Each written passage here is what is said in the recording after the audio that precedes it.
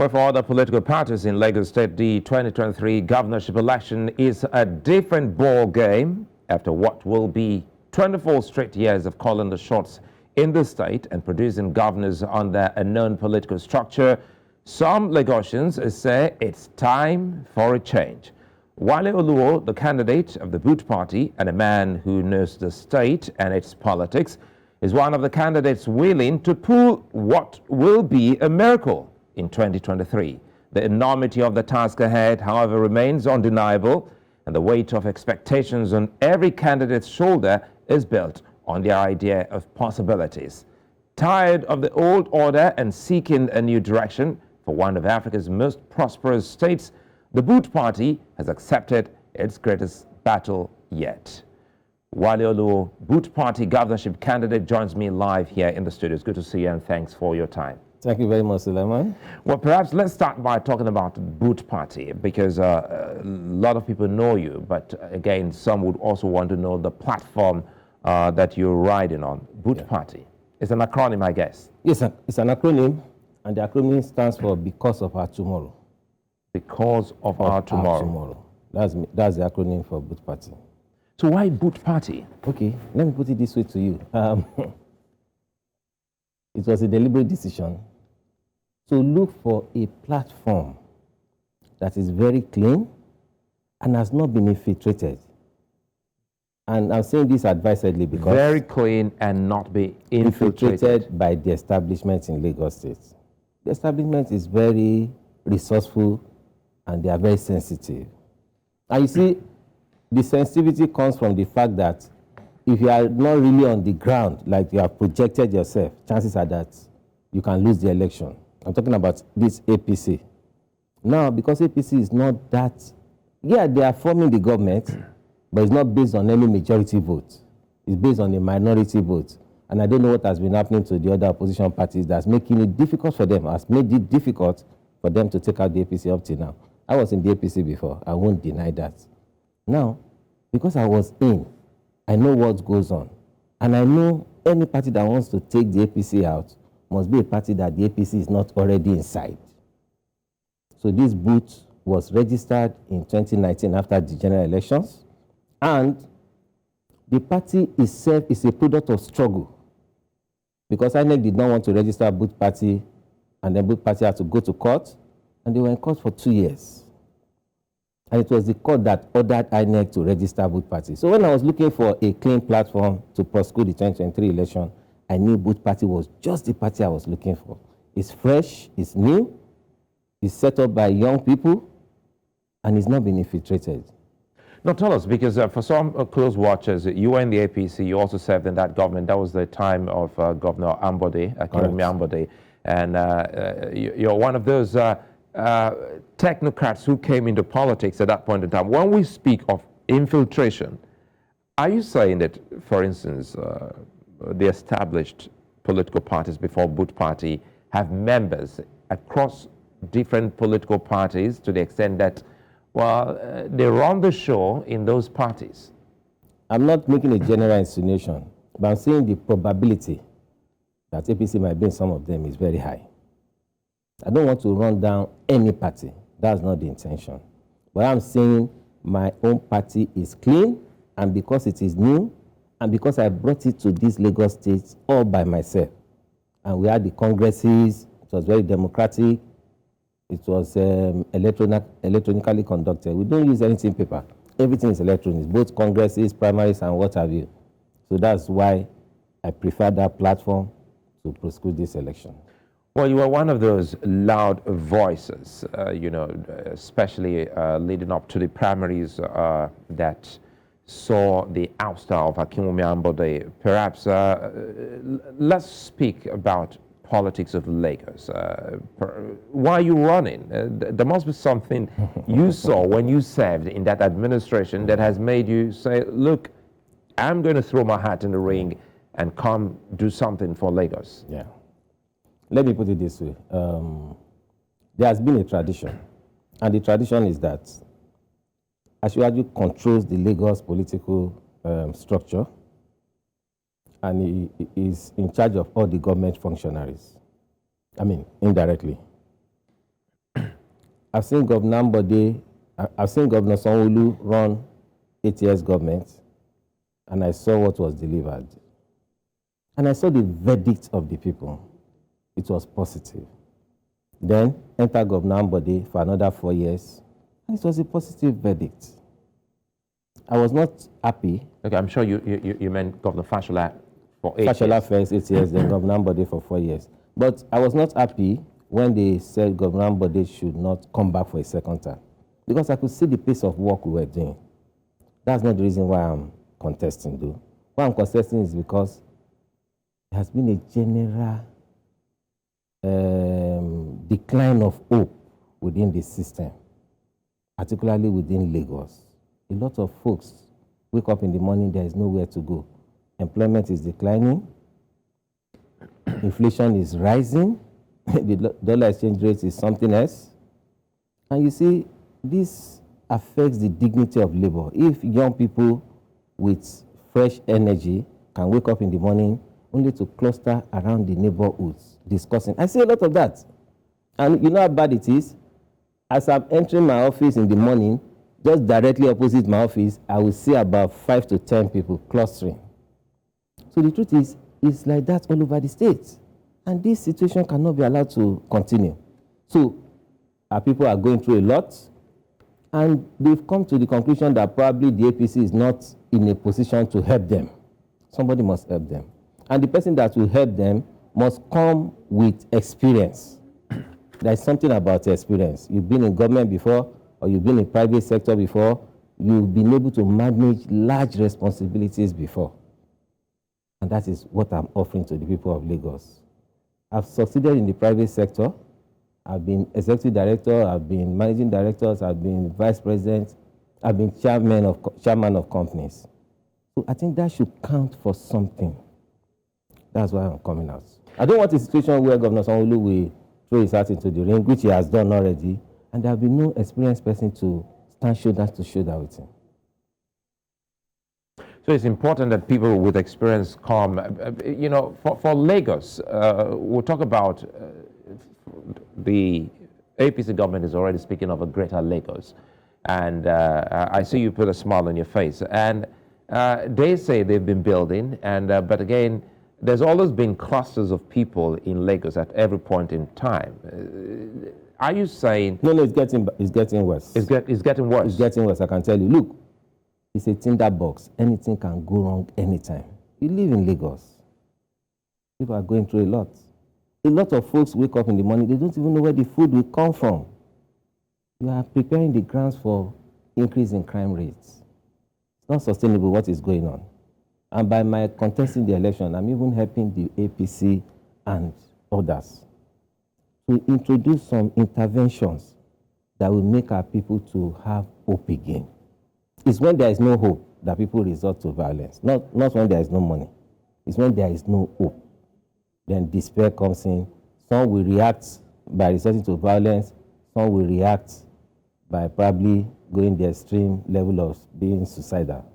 Well, at the moment, you've been going around and you've been having conversations with people across the state.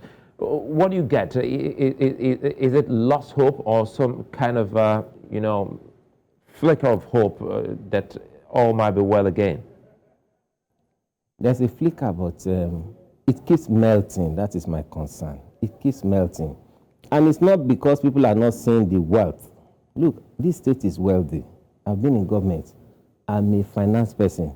Notwithstanding that I was commissioner for energy. I'm an investment banker. I've had almost like 25 years experience in investment banking, commercial banking, and capital markets. I see the wealth. But our people are concerned that the wealth is not being used to develop the dividends of democracy for them. And the wealth is also being, taken away by people who have been elected and some unelected at the expense of the welfare of our people. It's not supposed to be like that. So my objective for coming into the race, I can summarize it as such.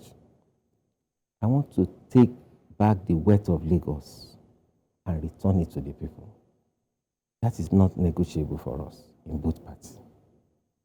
Because we see the numbers, we know where the wealth comes from, we know where it goes. Where does it go? Yeah, I'll leave that one to the investigation agencies. But as far as I'm concerned, it's not going to our people. And I must make sure it can be taken away from those who are taking it now and return back to our people. That's number one. Number two, I see a concentration of power in an unelected person or a group of unelected people. That is not consistent with democracy. So my intention is also to deal a blow to Godfatherism. Because if I become a governor, I will be a governor in the real sense of it, where the buck will stop on my table. That's an arduous task. It's not hard. Because it looks like you're coming against a moving train. If you're talking about people who are not elected, we're talking about vested interest across different sectors who perhaps are profiting from the resources of the state. How does this work? Because you need the people to understand what you're trying to do, if that is what exactly what's been going on in Lagos State. Are you getting the backing of the people in your conversation with them? They know that's what's going on. The people are aware. So you talk about vested interests. I'm talking about injured interests.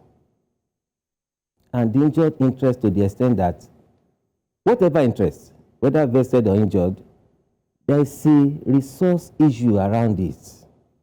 And who owns that resource? Or who owns the resources? It's the people. And they see it.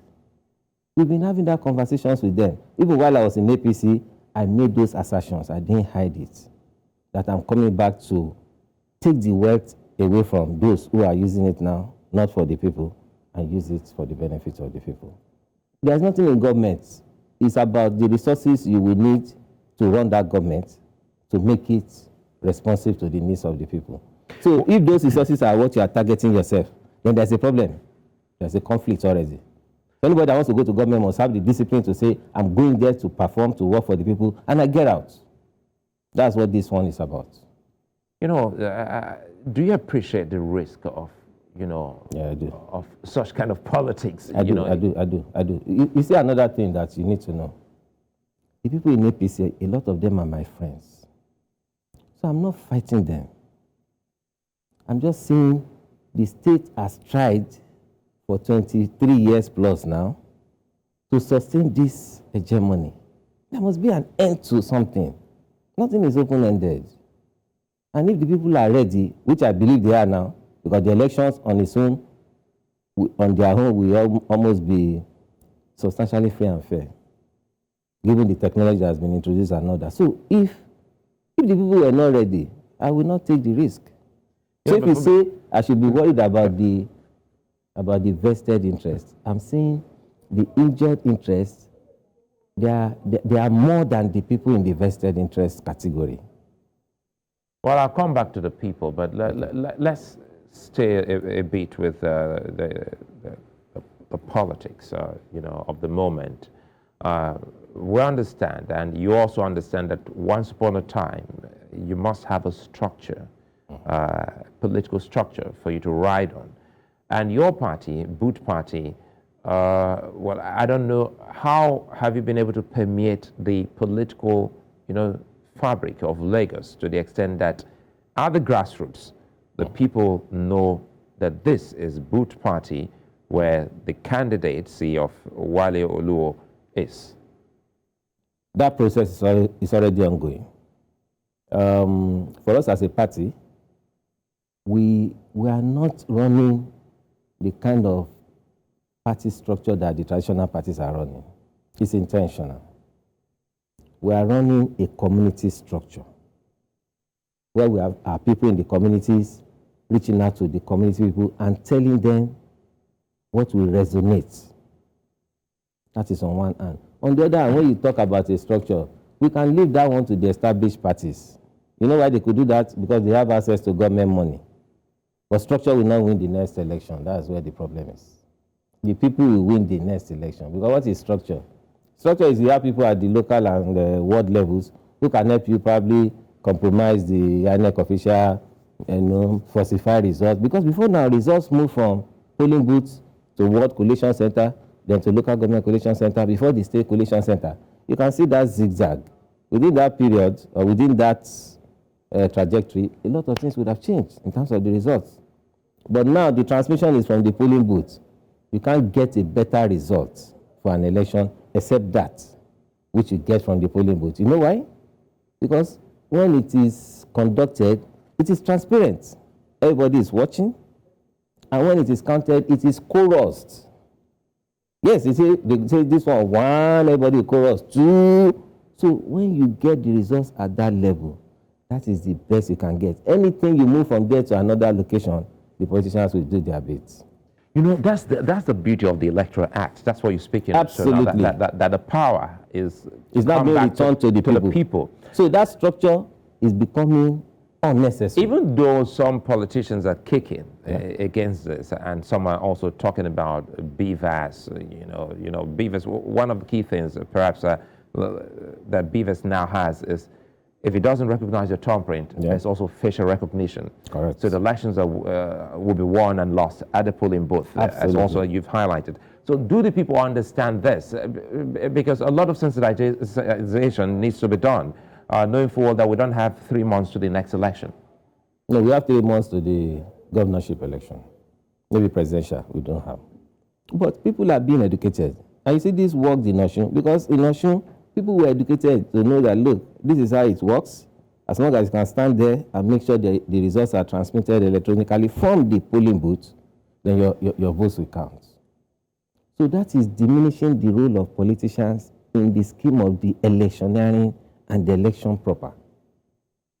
That is also demystifying the structure. Because what the structure used to do those days for you is that it will buy votes on your behalf. You just give some people cash, they go to the polling booth, they buy votes, and then people show them and go and collect the money behind. That's structure. Structure is also that those days, if there are 1,000 ballot papers and only 300 people came out to vote, you still have 700, which the political parties and their agents at the polling booth can share amongst themselves and trade with each other and then thumbprint. You can't do that again because before election now there is accreditation. And the number accredited, by the time you bring the results ultimately, must never be more than the number. So the print and the facial must tally. It must tally. So it is clear to me that any party or persons that is not comfortable with the BVAS and the electronic transmission of results must be those who have been rigging before and want to continue the rigging. The Electoral Act has stopped them. So it's for us to be vigilant and make sure we can follow that process through. That's what this is about. But we are not building any structure. We leave that to the major parties because they have access to government money, so they can build all the structures they want. We are not interested. We work within the communities because we know the votes will count this time around, and we'll fight for our space. And again,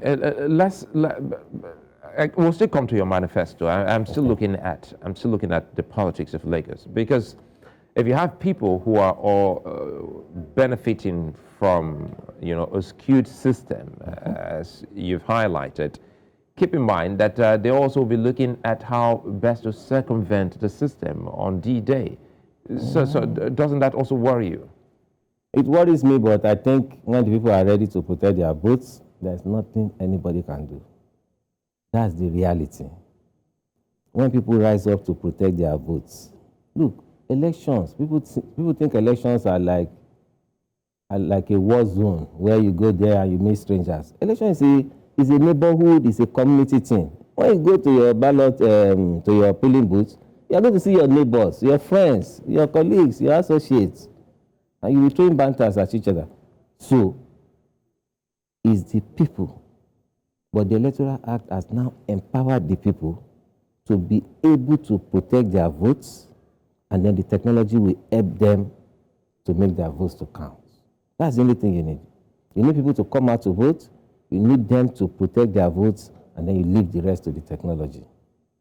But again, we still see rallies. We still see, rallies dominated by, dances and the ordinary Nigerian. So when you speak of the people, one wonders the people you're talking about, because you still see these same people, following, different politicians when they call. So Does that mean that the people aren't for anyone but for no one? No, the people, look, you should understand the system. The system itself has impoverished the people. So when they go to rallies, they give them something. And the people take it. Why? Because the people know that it's their money they are giving them. No matter how tiny, it's still your money. There's no position that has brought money from their homes. None. It's money they take from government that they use to do all that. You can have rallies. Last election, Atiku had many rallies. But those ones don't matter when elections come. It is those who will vote for you and the ability to protect their votes and make it count is all that's about winning. Wale, yeah. The APC is a big party. And it's even a national party. And Lagos is home to the APC. Absolutely. And home to its presidential candidate. Correct. Boot party in Lagos, you think is not a mirage for your party to actually wrestle power from a ruling party like the APC? It's not. It's not. It's a matter of strategy, and it's a matter of the value proposition you push to the people. Look, I'm not going into this election alone. You may see both party. We are being supported by Afenifere. I'm a senior member of Afenifere in Lagos. So, when we opened our office on Wednesday, Afenifere in Lagos now publicly endorsed both party as their preferred party in Lagos. But there's also another aspect to it that Afenifere would prefer a rainbow coalition of opposition parties. Those who are ready and who are serious and who are committed to the cause. You know, Afenifere is a platform of integrity. That's Obafemi Awolowo's movement, Chief Obafemi Awolowo. And for them to endorse Boots says something. That they believe we will abide by that tradition of what Yoruba people call Omoluabi. And when we say it, we will do it, even if heavens will fall.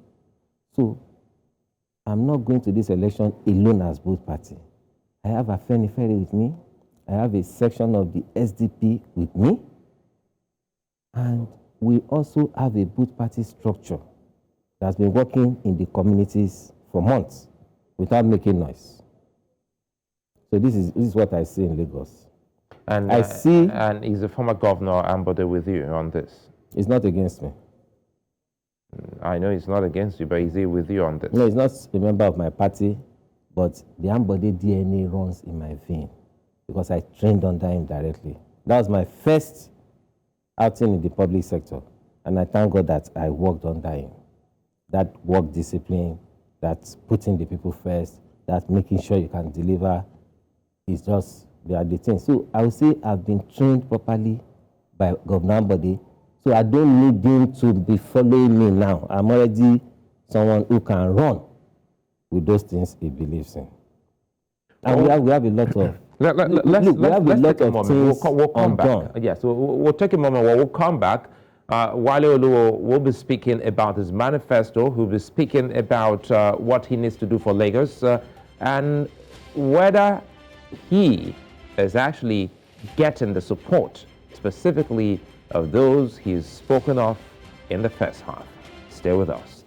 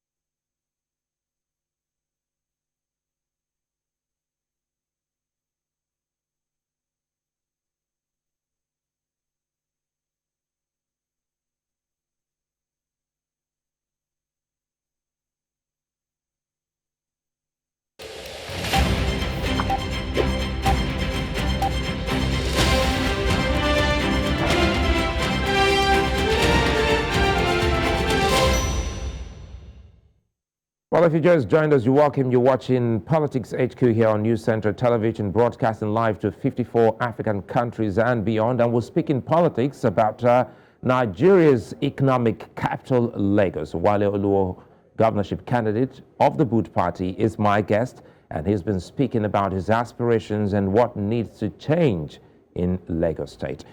Thanks for your time. Now, we're coasting home. Let's talk about your manifesto. But first, I go back to politics of when you served as a Commissioner for Energy in Lagos State. Is it safe to say Governor Ambode not getting a second term in office was a big loss to the people of Lagos State? Absolutely so. Absolutely so. And you only need to go to the streets and ask them, would you want Governor Ambode back? I can tell you for free, 80% of Lagosians will tell you yes. 80%. You can test it. You know, just take a sample. Maybe you interview 20, 30 people. Don't even go far. Do it within your office here. You'll be shocked. So, if people are yearning for Governor Ambode, and I worked closely with him, and I was trained by him, and in any event, he sponsored me when I was doing the APC primaries, but now he's not in my party. But I told you earlier, he's not against me. In fact, no reasonable person will be against what I'm doing, because it's for the good of Lagos and for the betterment of the people. So for me, Governor Ambode, I will always rely on his counsel, but he will not be a godfather, because Lagos has had enough of godfatherism, and an end must be put to it.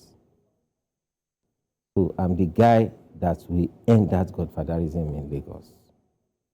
That's a tough call, you know. No, it's a tough call, but it's the people's call. When the people rise, nobody can stop them. There's no vested power anywhere. It's only God that has that power. Nobody is God. So anybody that's playing God is not understanding what the configuration of power is. You know, some of those people you spoke about when in your opening remark that are jobless, who cluster around homes and offices. I want us to touch more on that. What do you think is truly wrong with that, you know, kind of system in Lagos? Because Lagos seems to be having more and more, whether you want to call them agberos or you want to call them street urchin area boys.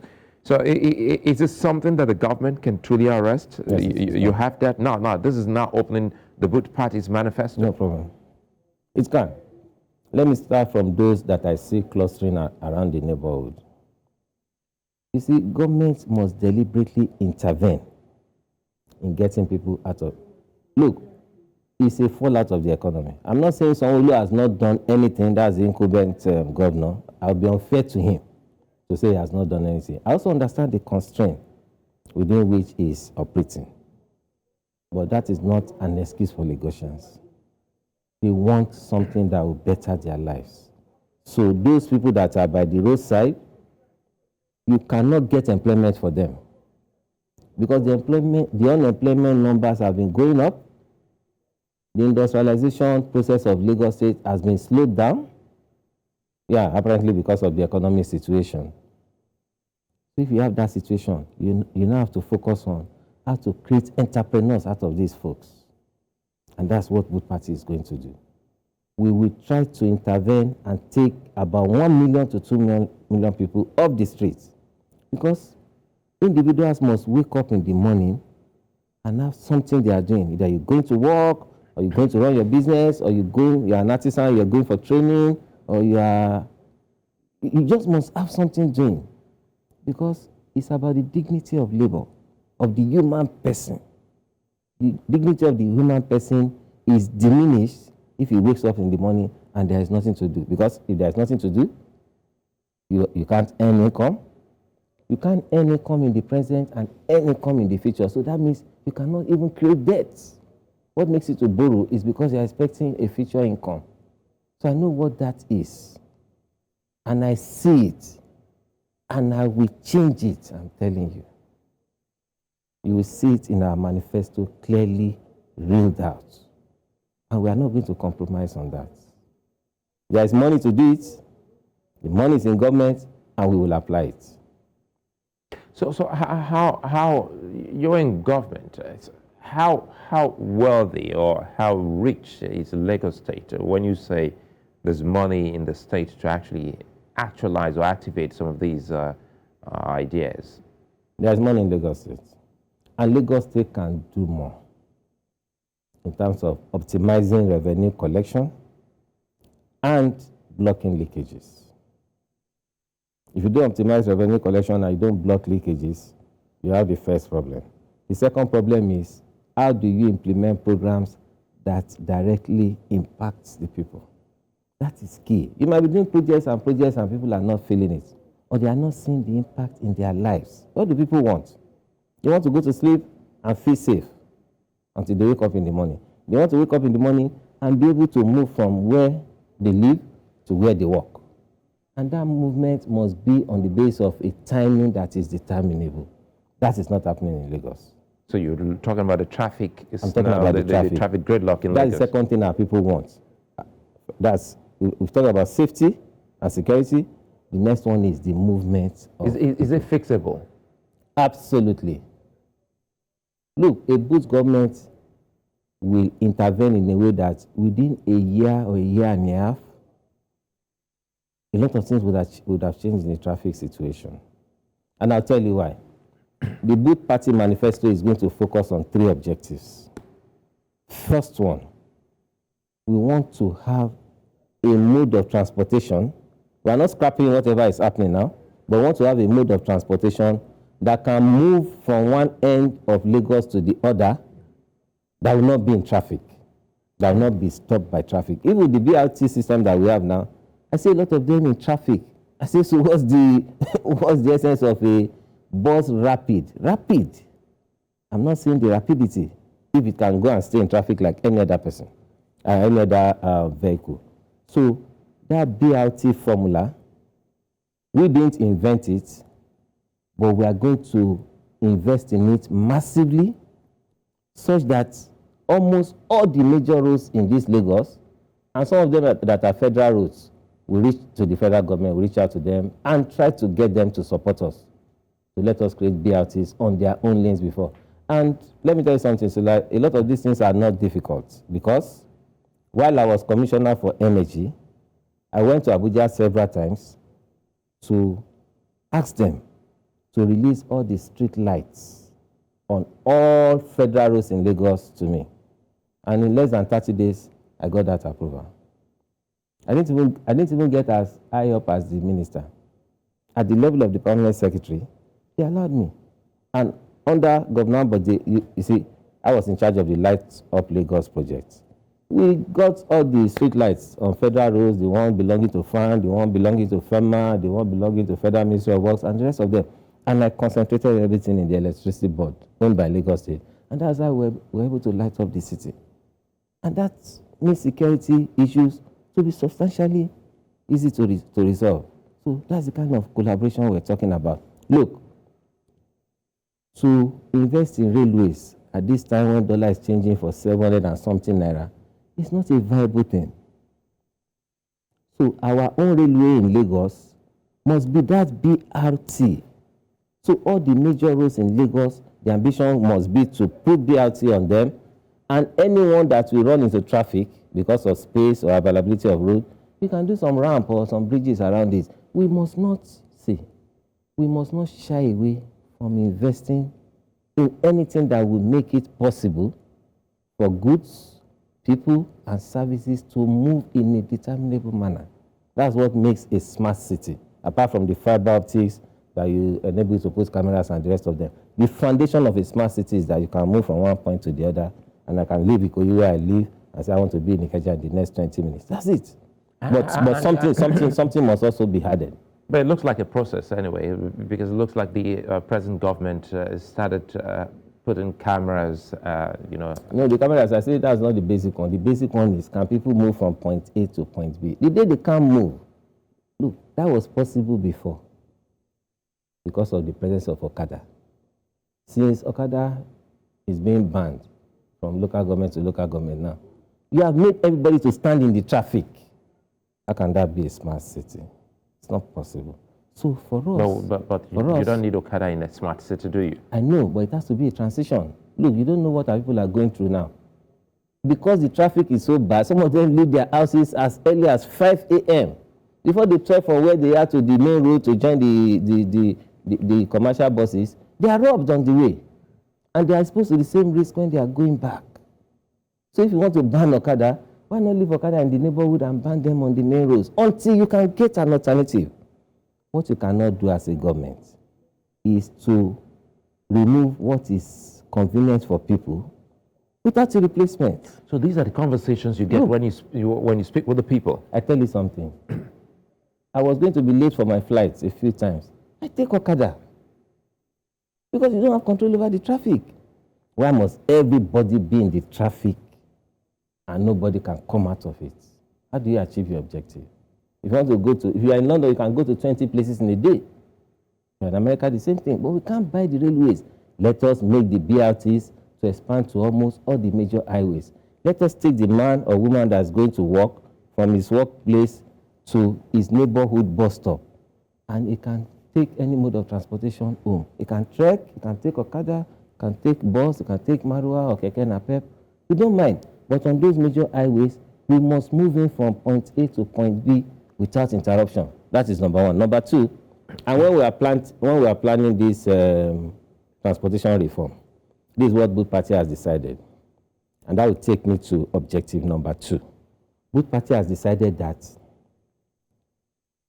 we must not look at public transportation as something that is peculiar to the masses, the struggling people.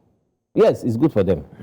But the public transportation we will do, including the laybys and the terminals and the rest of them, and the kind of buses that will work with the private sector to run it, you must have provisions for the executive class. It's going to be like business class, economy class, first class. You know why? Because traffic does not fall from the sky.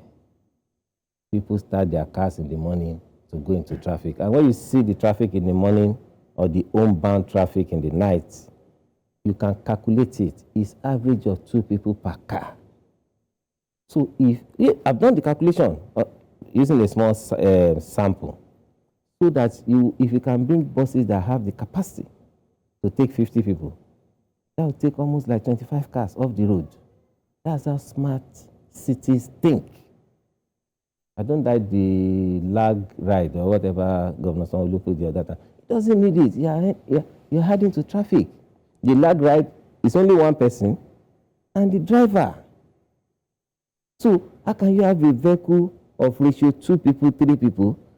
It's not efficient. That's on one hand. On the other hand, because people go to the road to create the traffic, right? So it means that you must also be sensitive to that class of elite, the middle class. The poor man, a lot of them don't have cars. But the middle class are the people who buy the cars. Our transportation policy and reforms must be one that will encourage the middle class man to keep his vehicle at home and take the public transportation system. It's only when we do that that we have achieved the second objective of the Both Party transportation reform. You know the third one, before you intervene, you know the third one? The third one is that we're a coastal state. We must be able to put a lot of people on the water. And we have a plan to make the water transportation so safe that in the whole of Africa, you will not see anything safer than it. And that will encourage people to go on the water. You know, listening to you talk about transportation, I need to take you back a bit. Was that what the Ambody government was driving towards while you served in that administration? Absolutely. Let me tell you something about the administration. We had a transportation reform. We called it bus reform. And the intention was to bring the high-capacity buses that can move a lot of people on the BRT lanes. I was a member of that reform committee, notwithstanding that I was in the energy committee. I was driving my own reform, energy reform. That's a major, major discussion for another day. Because the roadmap to give Lagos, or to begin to take Lagos on a 24 hours electricity journey, the one they call NEPA light here, I've done 3 years of work on it.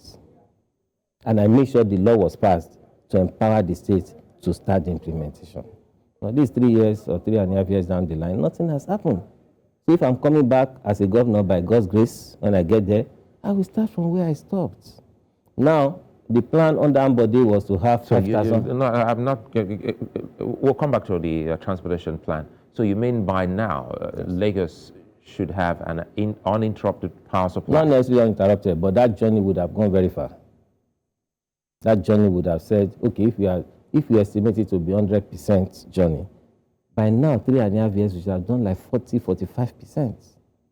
Because the roadmap was clear. I worked on it for 3 years as if my life depended on it. And when I worked in a team environment where I had General Electric of America, Siemens, Agreco, all the major energy players in the world. A lot of them were served on my committee. Even the President Commissioner for Energy, my successor, was a member of my committee. All the stakeholders in the energy space in Lagos, gas suppliers, the discos, look, all these folks, they work with me for 2.5 years without taking 10 kobo. And I will continue to appreciate them and thank them for that.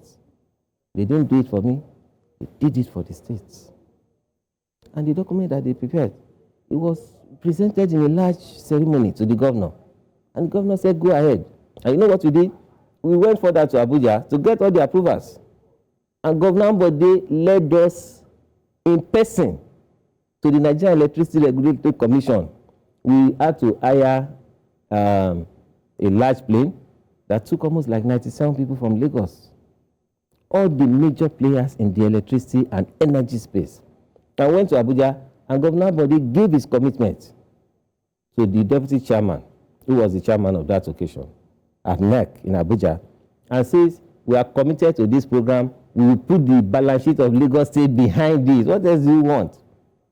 And it was on the strength of that I assembled law firms, professional ones, Elias, Detail, and one other, and they worked with the Ministry of Justice to craft the law, the bill rather, that will empower the states. And they did a fantastic job. We took the bill to Abuja, to the regulator, and it was approved. I have the letter. The letter is in the file in the ministry. And on the strength of that, we were ready to go. But because electricity is such a big problem area, that it took us almost 3 years. So Governor Ambode said, look, we are handling about 3 or 4 reforms in this first term. You have to step it down. You have all your requirements now to implement. When we come back for second term, energy will be the priority reform. Because at that time we were driving transportation reform, although that one ran into some problems. We were driving revenue reforms. We were driving environment reform, which they called Visionscape. But they politicized it and made Visionscape. And you know, and your Visionscape, some say no, it's a good thing. Some will say that was one of the drawbacks of no, because we woke up someday and the entire Lagos was actually swimming in debt. It's because of sabotage. They sabotage it. It's politics, I'm telling you. I tell you something. Lagos is still going back to that Visionscape. You can't escape it because that is the model that a smart city can use to manage its waste. Forget about the politics of it. Some people can put politics before state interest. But it's just for a while. If I become governor today, I'll go to Visionscape. I know what the problems were. Concentration of the responsibility in just one person. You decentralize it. But you must implement Visionscape. Because what is Visionscape? Visionscape is an environment reform that will stop this present thing they are doing now. Dumping refuse at Olusosun. You know Olusosun? Yeah. That's one by the former toll gates. Immediately we left government, they started dumping refuse again. But we closed down that place because when you have refuse stationary for some time, they begin to decompose and generate methane gas. Those methane gas, they are combustible. And we're dealing with fire. Look, there was fire in that Olusosun for almost like 3 weeks, non-stop. And we struggled to battle it, but it was difficult. So eventually, we were able to put it under control, and we closed down the place. But by the time we were denied the second time, they continued to dump refuse. So the essence of the Visionscape is to say, let us have engineered sandfill. and one we put in Ekpe, one in Badagry, and I take a third one, where to have 5. Those are the places that you take the waste to, they process them, they separate them, and you can generate energy from the waste to provide power to the community. Let's close on this, because should you win, how are you going to,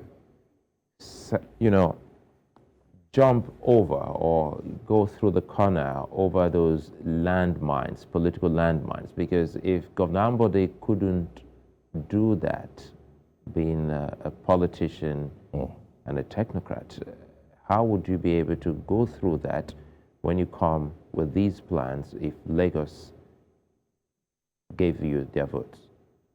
It's not the problem. Governor Ambode couldn't survive it because he was in their party. The only thing that separated him from the second-term ambition was just the party tickets. And only the owners of the party could give you their tickets. If he had gone to another party, he would have defeated APC. But as a good party man, he said there's no point creating problems for the party. The president was on the ballot, the vice president was on the ballot. He just said, let peace reign. Because if he had fought, maybe a Zamfara situation may have happened again. So as a good party man, although they characterize him as a good administrator, but not a good party man. But he's a good party man. Because it's only a good party man that you would do that kind of denial of second term that will accept it and will still campaign for the person that they gave the ticket to. That's a good party man. Otherwise, what else is a good party man? Is it you are a good party man only when you give money? No, you are a good party man only when you can say, this is the interest of my party, this is my personal interest, this is the interest of my state. And it's okay, I step down my personal interest and advance the interest of my party. That's a good party man. Not only when the man gives you money, he's a good party man. If he doesn't give you money, he says he's a bad party man. And this is where the problem is coming from. So for me, the Agbero issue is not dropping from the sky. It's happening because of a dysfunctional transportation system that we have in Lagos. There is no smart city in the whole world that is having this kind of transportation system that we're having. So if you deal with the transportation system, the Agbero, and let me make this clear, the NURTW and other associated unions, they are registered according to law. So we cannot violate their rights by disbanding them. The law does not give any government that power. Yes, some people in the association may have some tendencies towards violence and the rest of them, but you cannot throw the baby away with the bathwater. We can reform the transportation system, and that was what Ambode was doing, to bring 5,000 new high-capacity buses and make sure the NURTW, a lot of them are the ones driving it. Well, I think I really hope we can also have this conversation before the elections. I'd like to thank you for your time, Wale Oluwo. Thank you, Sulaiman. Governorship candidate, Lagos Boot Party. Thank you. We'll take a moment and we'll come back to give you something to chew on the court.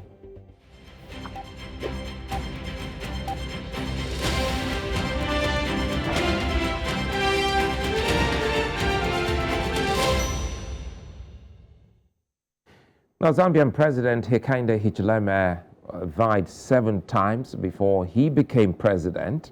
Since emerging in August of 2021, he's led a massive turnaround in the fortunes for the copper-rich nation. Hichilema has battled and is battling inflation successfully in a period the rest of the world is being torn apart by soaring prices of commodities. He's creating job opportunities and also bringing investor confidence back to a country that had one of the highest debt-to-GDP ratios in Africa before his emergence. He's also worked hard in currency stability through debt restructuring to give the Southern African nation ample time to grow and recover from its ruins. Hichilema has proven leadership is not accidental. It's intentional, purposeful, precise, and passionate. The rest of Africa has lessons to take. Elections are near in Nigeria, and a choice has to be taken. That's something to chew on. I'm Sulaiman. I'll see you again.